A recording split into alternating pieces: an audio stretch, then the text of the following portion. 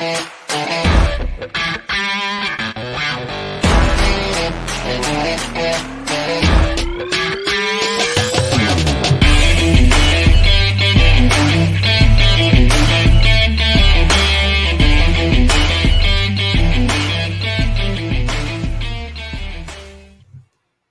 friends. Welcome back to Live at the Roxy. Just gonna smile on through. Gonna smile on through all the things that are happening right now because boy, oh boy, are we living in a fucked up time. A lot to talk about on the show today. You guys let me know. After yesterday's decision, do we still open up the shows with Brett Hankinson, Miles Cosgrove, Jonathan Mattingly, arrest the cops that killed Breonna Taylor? I mean, we got to keep the fight alive.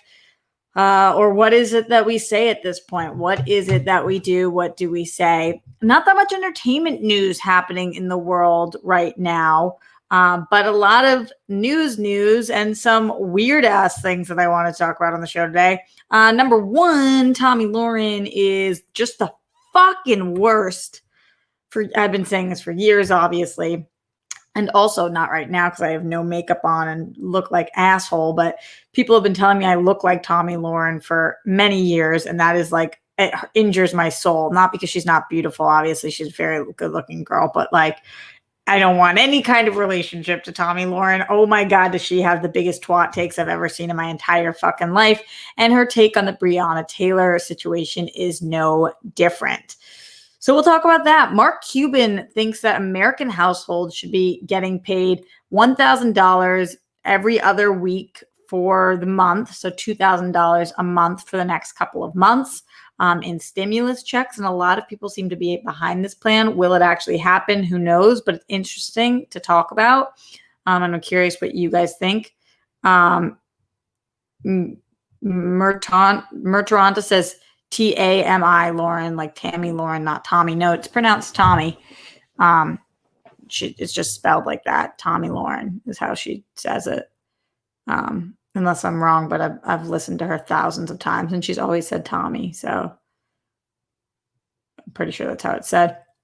Will there be a peaceful transition of power?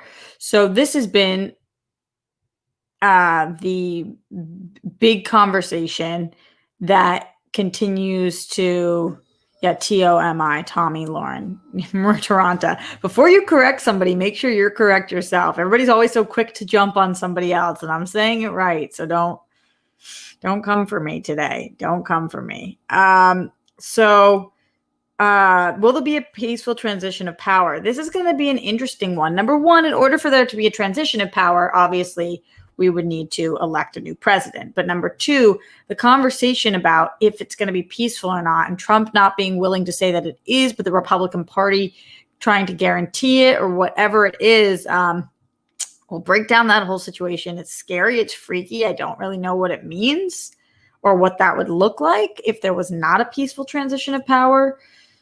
So that's frustrating. And Gavin Newsom is banning the sales of gas-powered vehicles in California starting in 2035. So you guys saw that piece of artwork that went up, or artwork. I do artwork because it definitely is artwork, but it's really like anxiety-induced technology, but it is artwork that says we have like 7 years and a certain amount of days and hours until irreversible damage has been done to the environment that we will not be able to fix with climate change. So this is one thing that Gavin Newsom's doing. We'll talk about what that would look like. And then in the story of the day, thank you, Twitter, for letting me know that the police seized thousands and thousands, I'll get into it, of condoms that were being resold in Vietnam. They're used condoms that were being washed and resold. And I literally think that nothing makes me feel sicker than that. I don't know anything that makes me feel sicker than fucking that. Blech. Just no. Dear God, no. 2020, help. Help 2020, help. Okay, we're also going to take Daryl Lay says, pick a different story. I can't help myself when I see things that make me lose my lunch. I have to share them with you guys. So those are some of the things that we'll be talking about on the show today. Plus, we'll be taking super chats, Streamlabs all throughout. We have some that came in between last night and this morning. So let's start with a couple Streamlabs in here. Glenn Caesar, after we wrapped the show yesterday, in here said 1 of 2. Hello, Roxy. Love you. Thanks for being with us despite the tough times and super fuck no news today. To answer your questions, today is day 194 since Breonna Taylor's murder. And I think you started saying the cops' names on July 23rd. Could be wrong, though. 2 of 2. I'll try to find out the exact date when you started mentioning the cops' names on the show to be sure. So if it was July, then to August. Oh, no way. I think I've been saying it longer than that, but I'm not sure. You guys will let me know. Find the exact date. You started mentioning the names of the cops on the show to be sure. Anyhow, thanks to the rock stars for being such a great community. Peace, love, bunnies, and hugs to you, Texas Teacher, and the Rock Stars band. Thanks, Glenn Caesar. You are the frickin' best. Really appreciate you. Thought I'd been saying it longer. Like Altland says, if it's July 23rd, it'd be 63 days. I don't know why I thought it was before that, but that could be right. Adam Ptasic in the Streamlabs, streamlabs.com/Roxy Strider says, don't know what day it is of telling Roxy I admire her hustle. She's an inspiration to me and reminding her she's intelligent, beautiful, powerful, and a force of nature. I'm sorry I've been MIA. The world is so screwed up right now, and what you are doing matter. It says matter. I think maybe with an R at the end it would be matters. Adam, I really appreciate that. Thank you. Continue to tell me if you will, because boy, does this world make you feel like dog shit at these times. So I think you guys are great. Keep telling me if you think I am, because we need those compliments to be going round and round. And I really appreciate you, Adam. You are such a doll. Rob Fishback. Use your words, Rox. Rob Fishback in the Streamlabs, streamlabs.com/Roxy Strider. Right before the stream started today, said, did some math late last night. Since March 15th, it has been 192 episodes at Live at the Roxy, 193 today. Cheers to you, Rox. Next week, we all should celebrate 200. No way. So what, since quarantine, that means that I'll have done 200 episodes in a row. What should we do to celebrate? Okay, so if today is 193, then what? Next Thursday we'll make.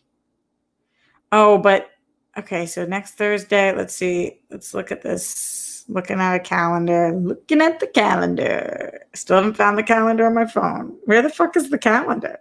Oh, I put it in the thing called productivity. I didn't mean to do that.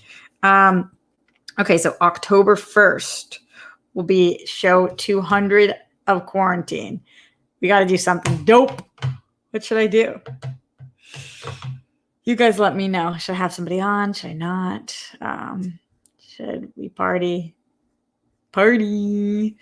Thank you guys for the super chats as well in here. Let's see. Mavith the Reaper says, Roxy, love your topics today and Trump seemingly being difficult. What if Trump refuses to leave? Yeah, we will be talking about that. There's no precedent for that. So all we can do is speculate. Because yikes. But we will talk about that.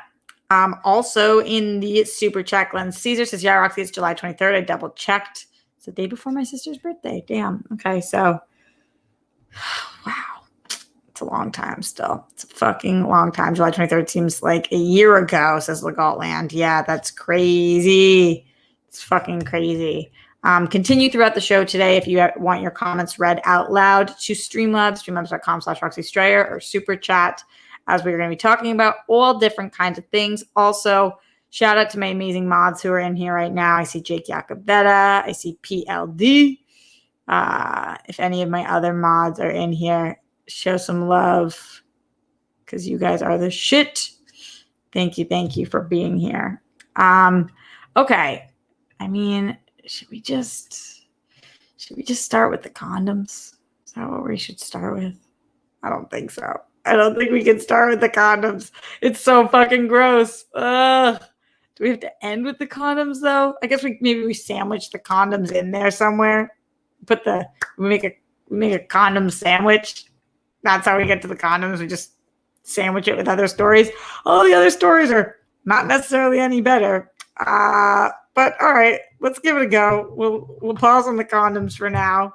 And a sentence that I didn't think I would say this year.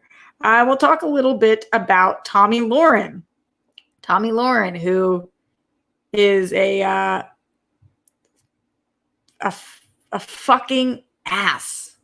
She's a fucking ass. How do you phrase it any other way? And like, I really try hard on this show to not talk poorly of women when I can, because like the road that we go is a freaking tough and winding road. But like, this woman is literally a walking disaster of an upset to society and me. And like, I just cannot fucking stand her.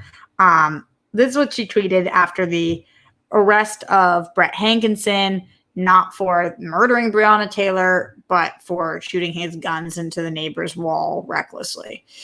She tweets out and said, "It is not an officer's duty to gamble with his/her life so you can happily and comfortably resist arrest." And like the fact that that has 8,000 quote tweets and 7,000 retweets and 33,000 likes makes me want to vomit even more. Jake Yakoveta says, "If you can't stand Tommi Lahren, hit that like button." Thank you, Jake. That's a good way to get people in here to like this video, because who the fuck can stand this woman? I mean, let's break this down. It's not an officer's duty to gamble with his or her life so you can happily and comfortably resist arrest. Okay. So, number one, you shouldn't have to resist arrest when you are innocent and haven't done anything. When you are a EMT, an essential worker who is training to be a nurse, and you are asleep in your bed and you've done absolutely nothing wrong, why should you have to resist arrest? Then, when you talk about an officer's duty to gamble with his or her life, it is an officer's duty to, number one, scope out a situation prior to no-knock warranting into a person's place. And number two, their job is to protect the innocent. So it is their job to put people's lives first, especially the innocent. Imagine had they just knocked on the door. It's the police. And Breonna came to the door. And they made their shitty arrests for the drug charges. And then everything was cleared. Then it's like, okay, you guys fucking suck at your jobs, but you didn't murder somebody. How is this not an officer's duty? How? In what way? How is this not their job? This is, as Weston reminds us in here, to protect and serve. Where's the protection part? And where's the serving part? You're not doing any part of your job. Not literally any part of it. Which is why I feel like we're never going to get on the same page as people, because how can Tommi Lahren actually think this? For those of you guys who don't know, she's a host for Fox. She's the host of Fox Nation. She's very, very religious and right-wing and Republican and outspoken and has a massive, massive following. She's got 1.6 million followers on Twitter, and her followers are obsessed with her. Okay, 4 hours ago, Kamala Harris said, "Keep speaking Breonna Taylor's name." And Tommi Lahren responded and said, "Do you know the name of even one officer gunned down and murdered in the line of duty? Didn't think so." First of all, I bet that's not true. I bet it's not true that Kamala Harris doesn't know a single officer who has been shot.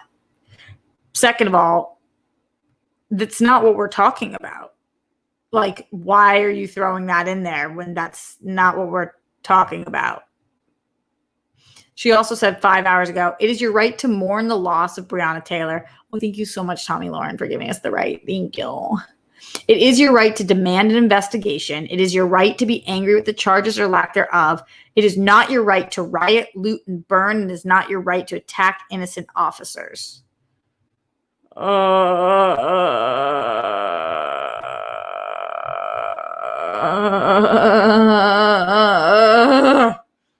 That noise. That fucking noise. I mean, 6 hours ago, she said, Breonna's boyfriend fired at officers first as they were serving a legal warrant. Officers returned fire, and one of those bullets tragically struck and killed Breonna Taylor. It is a tragedy, but it is not murder. Let's talk about that. Why was there a legal warrant? Why was there a legal no-knock warrant? This was not something that deserved a no-knock warrant. So why is there that? That doesn't make sense. Why would there be that? That just doesn't make any fucking sense. The officers returned fire after a legal warrant. How the fuck was Breonna's boyfriend supposed to know that these were police officers? You're sleeping in the middle of the night and the place gets broken into. It gets broken into. You think that somebody's there to fucking kill you. So what do? No shit, Sherlock. And then one of the bullets, why were there so many bullets? Why did Brett Hankinson fire 10 times? What the fuck? You're a police officer and you need to fire 10 times?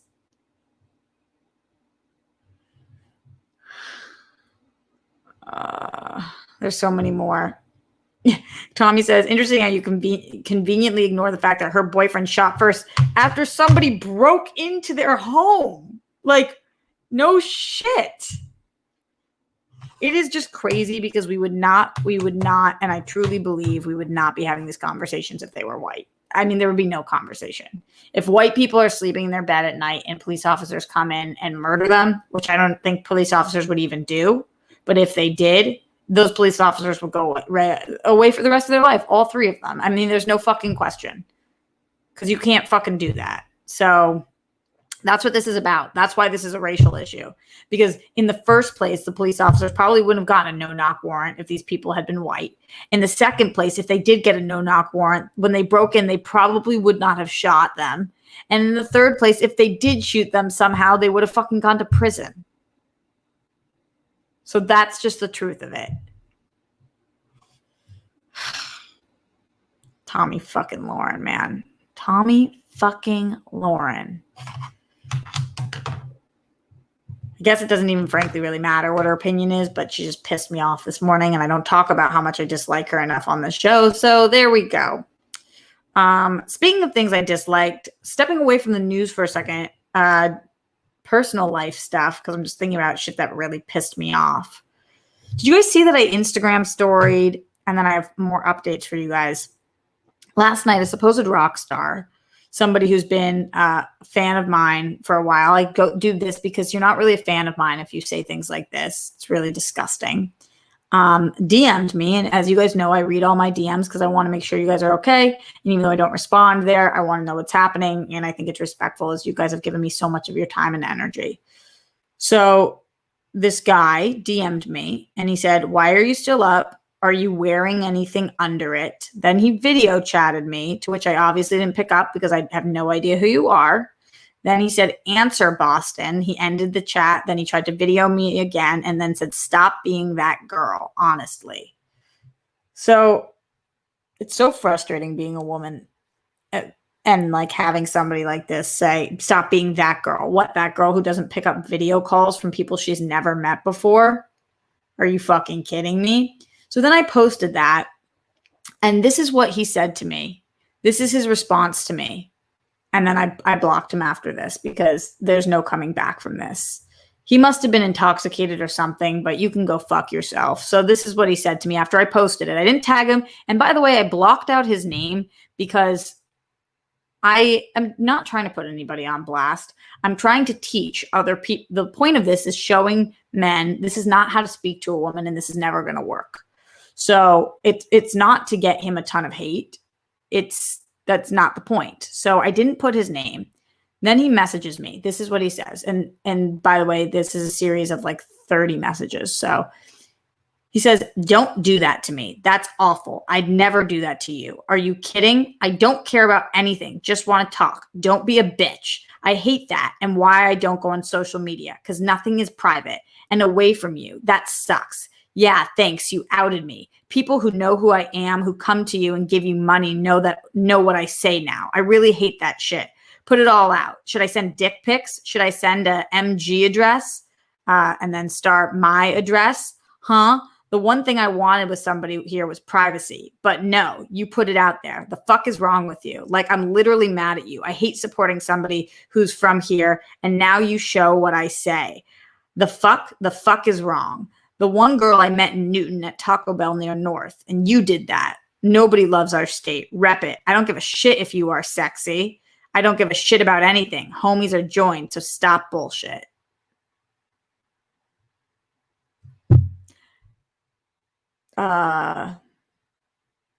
Okay. So then I blocked him because number one, as you guys know, I did have a stalker at one point who made me incredibly concerned and kept me from living my life fully for a little bit. And it's scary.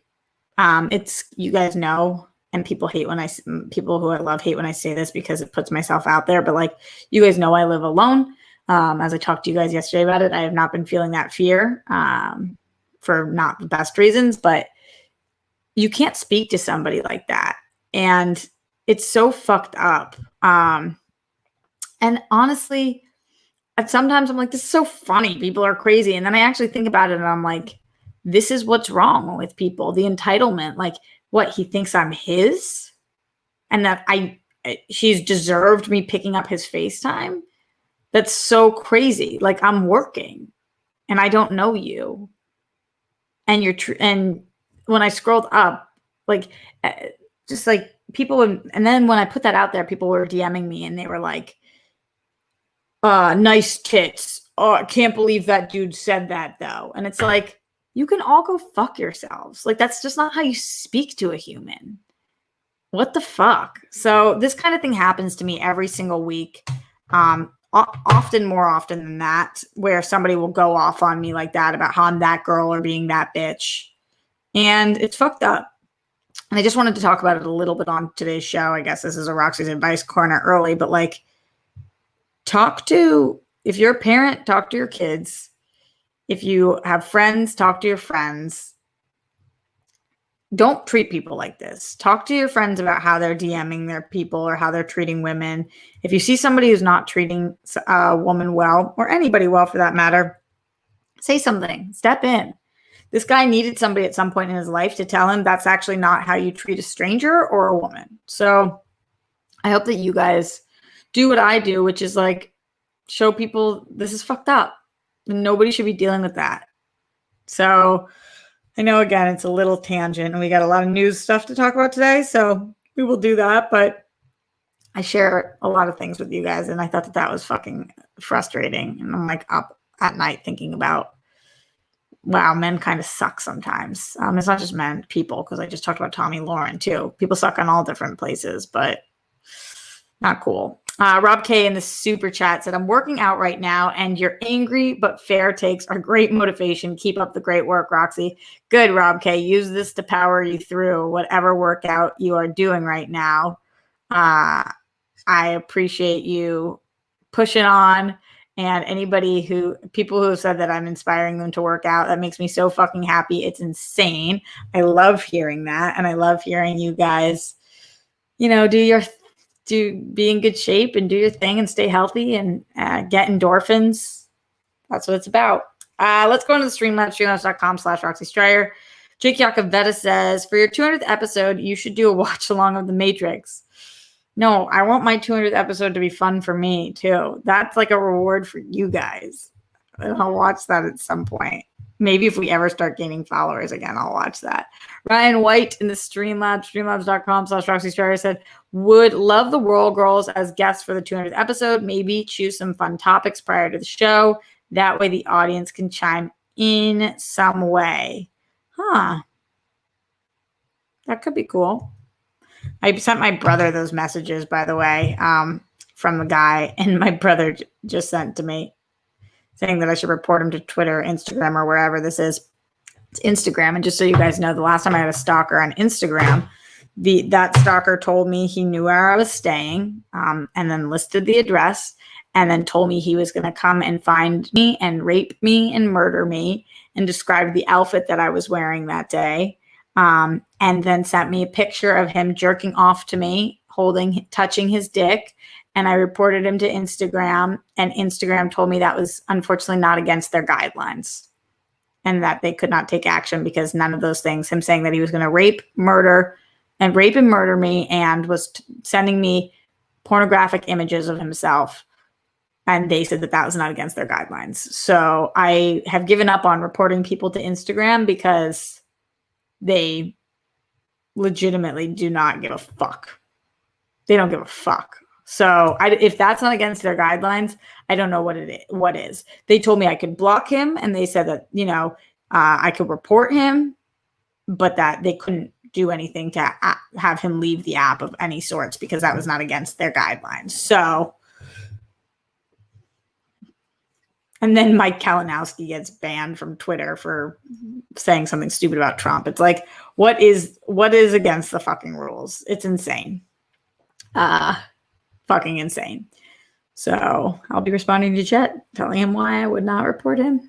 I mean, I did block him and report the comments, but it won't fucking do anything. Staying in the Streamlabs, to my amazing, the biggest heart in all the world, Glenn Caesar. Thank you for this support, Glenn. He says, you are kind, you are smart, you are important, or to put it more plainly, you are worthy. Glenn, you are the best. Really appreciate you, honey. And thank you for that big support. It means a lot to me.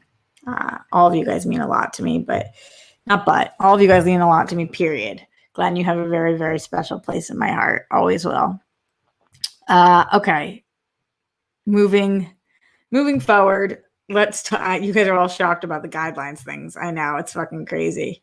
Let's talk a little bit about Mark Cuban. So Mark Cuban was giving a suggestion about what should happen with the stimulus packages. And if there is anybody that I feel like politicians listen to, I don't know. I feel like Mark Cuban's voice actually matters. I feel like people listen to him. I feel like when somebody is wealthy, they have the floor. So maybe this will actually make some kind of a difference. I guess you don't know, but it seems like it's a decent idea. I saw this because my friend Sam Roberts retweeted it and said, this is what we should do. And I love listening to Sam's thoughts. You guys can find him on his YouTube, Not Sam Network. And he had agreed. So I was like, okay, let me look into this. So stimulus checks. Mark Cuban pushes for $1,000 payments every 2 weeks. This is coming from Fox 8, but a lot of places were publishing this. It says billionaire Mark Cuban is pushing the idea of $1,000 stimulus checks being sent to American households every 2 weeks for the next 2 months. So that would be 4 checks, $4,000 spread out over 2 months. The Shark Tank investor and Dallas Mavericks owner told CBNC it's critical to help the two economies that exist. Cuban argues there's one for those able to pay their bills and one for those who cannot. Those without are struggling badly, and we need to get them help. Cuban wants a use it or lose it approach where families would have to spend the funds within 10 days to help stimulate local economies.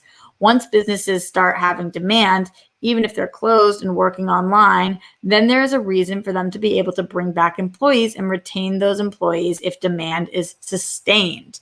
Kind of interesting, but that's how that would work and seems pretty reasonable. This isn't the first time something has been proposed along these lines. Back in July, more than 150 of the country's top economists called on the government to provide ongoing stimulus checks. The letter published by the Economic Security Project argued regular checks to individuals would help boost economy activity and provide stability for struggling households.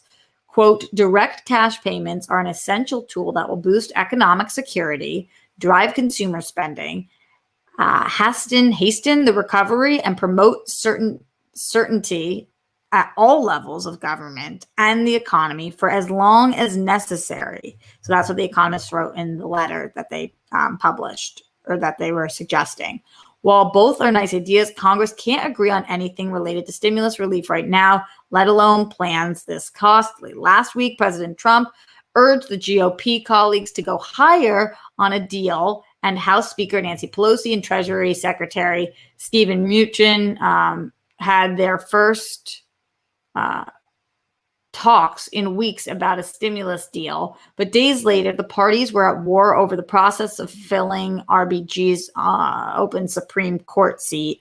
And with Republicans pushing to quickly fill the vacated seat, most insiders believe it's highly unlikely the sides would find common ground on COVID relief deals. So what do you guys think about this? Do you guys think that we should be getting, for the next 2 months, every other week, $1,000 check for all households? Do you guys think that that would be something that would work? Here's what I don't understand. Here's what I don't understand. And I don't mean I don't understand like it makes no sense. I mean, I'm not educated enough to understand it. What position is this country going to be in? Can we just keep printing money like that? Can we give everybody $1,000 to spend every household $1,000 to spend every other week? Can we do that? If we can, then we should. And if we can't, then we can't. Does that make sense to you guys? I don't know. I don't know what the answer is. Would I like to say, yes, I would like $1,000 check every other week for the next couple of months? Absolutely, I would like that. You guys know there's no surprise here. I am struggling. A lot of you guys are struggling, as I know, especially in the most recent month or two. I know you guys aren't well because I'm not doing well, and I'm reliant on you guys. And so I can tell you guys are not doing well, which fucking breaks my soul. So I don't know how this works. That we can just give every household that amount. But if we can, I know we could use it. And I like the fact that you have to spend it, because it's not good to sit on. If they're going to give us money, we need to put it back into the system so that people are getting hired and jobs are reinstated and things like that to boost the economy. So I think Mark Cuban's really smart. I think this is a smart idea, but I guess I don't know enough to know for sure that it's the right idea. See what you guys are talking about. Xenar says, yes, we can, because our economy is fucked. We need the stimulus badly. Okay. Stop giving big corporations large sums of money. Cody, totally. I mean, there's definitely things that we could do to help our economy that we're not doing right now, but I just don't know what the legality around this is. Dwayne Burke, my dear friend, says, we can build it, would require a change in tax rates in the future to offset the initial cost. Interesting. Legaltland says, evidence shows when minimum wage goes up, the economy has a boom, because then people who usually don't have money to spend. So Cuban's totally right. Interesting. Okay. So this sounds like a good idea. I wonder if Biden would entertain it. I wonder if he's going to talk about it at all. And maybe that would be a really good selling point for him to talk about this, because even if he is elected in November and is not, doesn't take office until January, our economy is still not going to look very good. I don't know that people can wait that long, but I think people are still going to really need the money in January. Although it would be nice to have it before the holiday season, so people have a lot of things to spend money on. That would definitely be nice. And oh boy, would that help with rent, at least a portion of it. Rent here is redonkulous. Going into the Streamlabs, streamlabs.com/Roxy Stryer. Shout out to Anthony Perez, who in here says, hey, Roxy, just wanted to say how sorry I am that you get treated the way you do. It pisses me off to no end how entitled some men are. You are a shining light in this world who's helped me and so many others get through hard times. #rockstars for life. Thank you, Anthony, honey. I really appreciate that. But yeah, it's not the way that I get treated. It's how women get treated, and how people who've any notoriety get treated. Like, Because I'm on YouTube? You think you can say nice tits? Or like, it's just so fucking gross. Ace Money in the Streamlabs, streamlabs.com/Roxy Strider says, at the onset of the pandemic, the government dumped trillions into the market and it did nothing. They again raised the military budget this year. They keep doling money out to large corporations. If they are going to blow money, then blow it on the people. Yeah, that kind of makes sense. Like, where they're distributing is not necessarily the right places to distribute, but if they're gonna distribute money, then it should be to people, the individuals. Totally. Leonard Kim in the Streamlabs, streamlabs.com/Roxy Strider says, you're a queen and a rock star, Roxy. Always have been, always will be. Blowing you all the kisses on the planet. Thank you. Thank you. Also, Leonard Kim DMs me the kindest, sweetest things, like, all the time, that really, really fucking help. So shout out to Leonard Kim. I see all those messages and I really appreciate you and see you and adore you. Mavis the Reaper says, thank you so much for being an advocate. As an African American, makes me sad, the state of things. I just hope we can all be open-minded and accepting. I mean, I hope so too. And you don't have to thank me for doing the right thing. Nobody should have to thank somebody for doing the right thing. And I wish that people could be open and accepting too. It just seems like they fucking can't. Tommi fucking Lahren. Or all the Katies out there. Not Katie the Good Witch. You guys know. The OG people here know about Katie. Again, not Katie the Good Witch. Just the fucking Katies. Oh boy. Wow, I guess I'm bringing back oh boy today. I kind of missed my oh boy. Anybody else missed my oh boys? Let's continue. Let's move on to the next topic. My transitions are so not fucking smooth. Guys, now should we transition to the next topic? Also, speaking of voices, who watched the World Girls give impressions of World last night with Josh Robert Thompson? Oh my God, were we atrocious. He's amazing. We were horrible. That was just what it is. Brutal. So watch that. But let's talk about peaceful transition of power. This is something, have you guys been hearing this phrase a lot? Peaceful transition of power. This is something that's been coming up. And it's because anytime reporters are asking Trump or anybody at a White House conferences, or anytime he's been asked about this over the last couple of months, if he loses, will he go through with what all presidents prior to him have gone through with, which is like a graceful departure and giving the office to Biden? And he won't say yes. He's like, it depends. Depends what happens. You know that this system does not work with the mail-in and the. Oh, let's get my Trump going. It depends. It depends on how it goes. Because with the mail-in and the sketchy, it's sketchy. And it could be a huge upset because it could be a lie. And the people want what they want, which is me. So it depends on what's going to happen here. Like, he won't just say he'll leave. He won't say he'll leave. So that's concerning. I mean, I guess that's the least large word I could use for it. It's highly concerning. This from Twitter says, President Trump declined during a Wednesday briefing at the White House to commit to a peaceful transition of power if he were to lose the Democratic rival Joe Biden on November 3rd presidential election. I've been complaining very strongly about the ballots, Trump added, appearing to reiterate unfounded claims about mail-in voting, which intelligence officials and fact-checkers have confirmed to be safe and reliable. Senate Majority Leader Mitch McConnell weighed in, saying the winner of the November 3rd election will be inaugurated on January 20th. Yay, Mitch McConnell. So happy that you said that. So frustrating. Trump also said, well, we're going to have to see what happens. Like, what do you mean? If you lose, then you leave. You lose, you leave. Haley Matthews says, this would have been a good impression for last night. I know, for real though. I got all the shitty ones.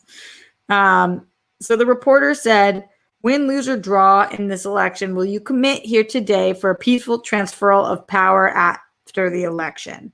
Which I thought was a stupid question by the reporter, to be frank, because what do you mean win, lose, or draw? Will you commit here today? It's not win, lose, or draw. Will you commit? It's lose. Will you commit? Because that's what gave him kind of the out to say we're going to have to see what happens, because the reporter said win, lose, or draws. Will you commit to a peaceful transferal? If he wins, he doesn't have to transfer shit. And if it's a close call, and there's like a draw or a recount, oh boy, are we fucked. I mean, we have to win by a landslide to assume that he's going to walk. A landslide. I think we're in trouble here. I know we're in trouble here. Trump says, get rid of the ballots and we'll have a very peaceful, there won't be a transfer, frankly. There will be a continuation. From your mouth to the devil's ears. Let's fucking hope not. So what does that actually look like? If it's not a peaceful transfer of power, what is it? If Trump loses, what happens? If we don't have somebody in that Supreme Court seat, then like who makes decisions on this? Does he get dragged out? Is it what happens? If he loses, obviously, there's certain things he can do first. He can ask for a recount. He can blame all the different things. But at the end of the day, if they figure out that Biden has won, is it Secret Service that comes in and like literally throws him out of the White House? Is the only thing that makes you president? Like, can he still be president if he's not physically in the White House? Like, what does this look like? I don't even understand the conversation where we're like, he won't leave. What does that mean? What does it mean he won't leave? Then can we arrest him? Because isn't that illegal? If you guys know, please let me know. This whole thing is highly concerning to me because experts for a long time have been saying if Trump wins, if Trump loses, he's not gonna leave. And I'm like, but what does that look like? What the fuck does that mean? Greg says there's been articles about this very thing over the past few months. Yeah, I've been reading them. I mean, it sounds like he can drag it out for a really long time. He can drag out like, no, this election was rigged and this and that. But at the end of the day, he still would have to go, even if it takes several more months, which it would be a fucking disaster if that's the case. But first things first, let's fucking vote him out. I mean, I'm concerned at this point that we're not going to vote him out. I'm concerned at this point that he's going to win the fucking election. Legault answered tons of articles and John Oliver did something on it. I saw that Bill Maher did something on it too, and I watched that. Just still is confusing to me. Still is fucking confusing to me.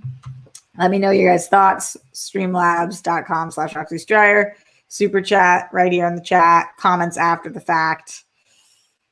We have a little bit of time to talk about this one, so we'll continue doing it over the coming weeks. Holy shit, we're almost in October. Like a month and a week away from Election Day. And all the astrologists are saying that it's not a good time to be here, so I don't know. I'm very nervous. Speaking of being here, Gavin Newsom banned the sale of gas-powered vehicles in California starting in 2035. This is a really big move. I know that 2035 seems very far away, but it's not. It's not. We're in 2020. It's 15 years from now. You're no longer going to be able to sell gasoline cars in California. And I think a lot of people are going to be following this. He's going to phase out the sale from now until then, which means that like manufacturers are going to have to do something different. They're going to have to go with energy efficient cars because they're going to have to if they want to sell cars. And it's not just cars, it's trucks as well. He'll still allow vehicles to be owned and sold on the used market, the vehicles that are gas powered. But he says that this is the most impactful step our state can take to fight climate change. Our cars shouldn't make wildfires worse and create more days filled with smoky air. Cars shouldn't melt glaciers or raise sea levels, threatening our cherished beaches and coastlines. I obviously think this is great because how can you not think that improving the environment is great? But at the same time, it's like, will this work? How will it even look? Is this going to make electric cars cheaper because we're going to need them more on the masses? I saw that Tesla is creating a $25,000 vehicle that they're putting out in the next several years, I believe. So I drive a gas powered car. It's not because I don't care about the environment. It's because it's just the car that I drive. And the electric ones are really fucking expensive and also, frankly, inconvenient if you don't live in a place in which you can charge them. So that's me right now. But would I be happy to transfer over? Yeah, I think that I'll probably drive this car until I have to because I love my car. But it's interesting. What do you guys think about this?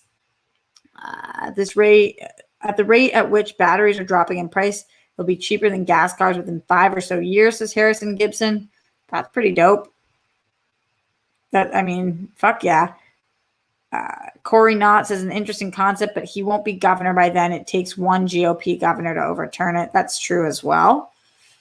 Although, I don't know, overturning this would have to be saying they would be making a big statement about the environment. So I don't know if that would happen. Just interesting that he put that out there. Would like to see more people follow. Ace Money in the Streamlabs, streamlabs.com/Roxy Striar says Trump will appear to win vote on election night. He will declare victory. Biden will be the true winner as mail-in ballots pour in over the week. Trump will say they are fraudulent. Courts will get involved. Civil unrest erupts. Oh, goody. How fun does that all sound, guys? Ace Money, you're probably not wrong, but fuck my life. Fuck our lives on this one. Stone Fanboy in the Streamlabs, streamlabs.com/Roxy Striar says, hey, Roxy, I think Cuban's stimulus check plan sounds like a good idea. I'm not an expert, but it makes sense. Even with a new job, I'm still just keeping my head above water. Also, would be nice to use that check to have you frozen in carbonite. Haha, JK. That'd be awesome. Who do we pay that check to freeze me in carbonite? I don't know that that's enough money. Awesome about the new job still, by the way. And yeah, I think his plan sounds good too. But I don't know enough to know. I just don't know enough to know. Glenn says, don't put that energy out there. I know. But just because we don't say it doesn't mean it won't happen. Although you are right about energy, Glenn. Let's put positive energy out there. Shout out to NFL Caleb 22, just showing a little bit of support in here, and I appreciate that greatly. Thank you, NFL Caleb. I feel like I haven't seen your name as much recently, so happy to have you here. NFL Caleb is an OG, so you rock. Thank you. Let's move on. Let's talk about the thing you're all here to talk about. The thing we're all excited to talk about. The thing we just can't wait to talk about. It's condoms. The police seized 324,000 used condoms being washed and resold in Vietnam. You fucking heard that right. That is, according to 2Fab, 360 kilos of condoms. Police in Vietnam have busted an illegal condom reselling operation. A raid on a factory in Tan Nguyen in the province of Binh Duong found 324,000 of the used contraceptives that were being washed, dried, and reshaped before being resold as new to unsuspecting customers later at market. Some of the haul had already been repackaged and ready for resale without any brand names or labels. I want to die when I hear this. All right, let's just break this down. Number one, how are they getting the condoms? Is this like a voluntary drop-off service? Like if once you use a condom, then you bring it to them and then you what do they pay you for your used condom? Kind of like the 5 cents per can situation? fuck that. And like, who participates in that? Are they digging in dumpsters? Like, how does that work? And also, fuck anybody who's participating in this, because that's fucking disgusting. Let's see. The owner of the warehouse said that they received a monthly input of used condoms from an unknown person. An unknown person. What? Unknown to who? A woman detained during the bust told police that the used condoms or prophylactics were first boiled in water, then dried and reshaped on a wooden phallus before being repackaged and resold. VTV said it was not clear how many of the recycled condoms had already been sold. The detained woman said she had received 17 cents for every kilogram of recycled condoms she produced. Neither she nor the owner of the warehouse were available for comment. 17 cents for every kilogram. Fuck this. I don't care how boiled they are. I don't care how reshaped they are. I don't care anything about anything. No. If you can't afford condoms, there are other resources out there for you, like Planned Parenthood. I mean, like, there are facilities. And if you don't have access to those things, then I guess you just can't have sex, because you can't use a used condom. I mean, you just cannot use a used condom. And you especially cannot use a used condom when you don't know you're using a used condom. It sounds like this was like a scheme where you don't even fucking know. And also, there's no way that's safe. There's no way those condoms are as effective. They've already been used, and now they're being boiled in water. I mean, the effectiveness of these condoms. No.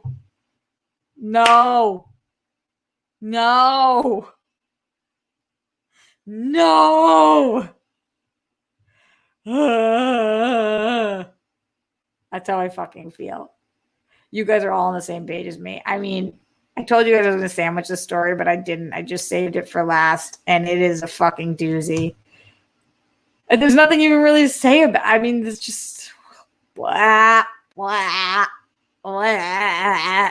This is 2020 in a story. This is a 2020 story if I've ever fucking heard one. Is there anybody in here who would willingly use a used condom?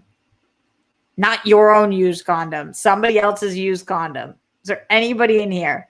Like thrift shopping for condoms, secondhand condoms. Anybody. Send bunnies if you would use a used condom.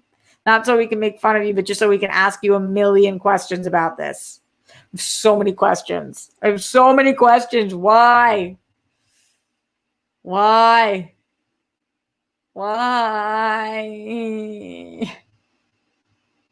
Okay, no. Seems like none of you guys. All right. To get us off this topic, Anthony Perez in the Streamlabs, streamlabs.com/RoxyStar says, "Hey, Roxy, stupid question, but since you're a huge Friends fan, what are your thoughts on the Joey spinoff? I remember liking the first season, then dropping off. I always thought a Monica and Chandler spinoff would have been better. Yeah, I think a lot of spinoffs would have been better. I think they really liked working with Matt LeBlanc. I think that they obviously they liked working with him because then they went on to do episodes with him as well later on. So he probably they had like preference towards him. But the Joey spinoff was not great. It was not as horrible as people said it was, but it was just not great. Still thinking about the used condoms, and a Monica and Chandler spinoff would have been really fucking cool. Definitely cool. Even a Phoebe spinoff would have been wild, child. Really, truly wild. Guys, I can't breathe thinking about the condom situation. It just, yeah, I've lost you guys too. No. Coffee Machine says, could make an interesting hidden camera testimonial like those old instant coffee ads. Sir, were you aware? No. All right. We're going to get out of here. We will be back tomorrow, 1 p.m., live at the Roxy for our Friday episode. Hopefully you guys will all join us. Yeah, a Phoebe spinoff prequel, Legaltland. Like, what was that time in her life like? Totally. Intelligence cycle in here in the super chat says, "Hey Roxy, hopefully you're having a fantastic day. Looking stunning. Just wanted to get your thoughts on the Celtics versus Heat game last night." Yeah, so we were doing our World Girl Wednesday for the first half of the game, and then I did have it in the corner while we were doing the episode. I told the girls I was going to. They said it was okay. But then I thoroughly watched the second half. So I missed Tatum not scoring once. What the fuck is that? We just don't look like a team. I mean, this sucks. The Celtics are obviously, anybody who is asked and anybody who's looking at this legitimately, the Celtics should have won every single game. There's no world in which the Celtics should be losing to the Heat. And now we're down 1-3. I think that it's very, very unlikely, extremely unlikely that we win 3 games in a row. I would say almost impossible. It's not impossible, but we don't look good. We don't look like a team. We're not playing together. Even my favorite players were not fucking pulling through last night. And they just look beastly.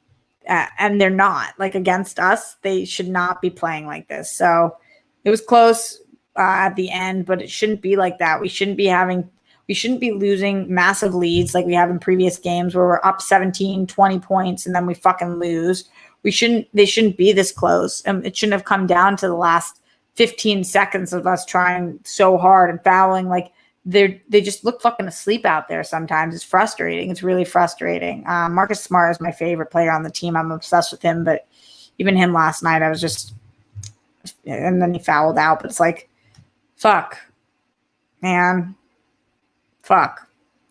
And, the Patriots lost to the Seahawks, and it sucked that we lost. But at the same time, I was like, all right, we looked awesome, and the Seahawks were favored. And I feel really confident about our team after that loss, even because we played our hearts out. This game was like, what are we doing? What are we even fucking doing here? I guess if we can win this next game, being 2-3, okay, but just tough. Just really, really tough. All right. Now we're getting out of here as I think about the Celtics and the used condom situation. Just a lot going on. Until tomorrow, if you're going to be using condoms, make sure they're clean and yours and original. That's Roxy's advice corner for the day. If you're going to DM people, make sure it's friendly and nice and kind, and you're not complimenting their tits or telling them that they're that girl or a bitch.